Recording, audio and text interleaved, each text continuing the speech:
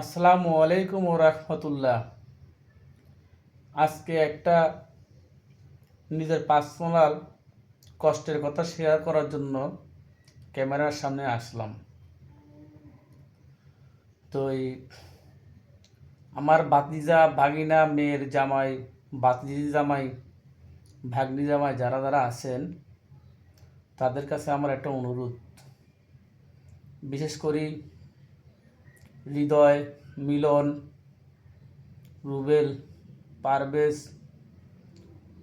জামাই বেল্লাল, আমার মেয়ের জামাই নয়ন, তোমাদের কাছে আমার খুব অনুরোধ, হায়াত মতো কথা কেউ বলতে পারে না, যে কোনো মুহূর্তে আমার মৃত্যু হতে পারে।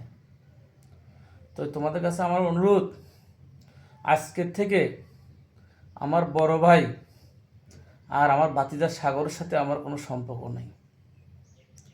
আমার মৃত্যুর পর তোমাদের কাছে অনুরোধ, তারা যেন আমার লাশের পাশে না আসে, আমাকে মাটি দিতে না আসে। তোমাদের কাছে আমার এটাই অনুরোধ।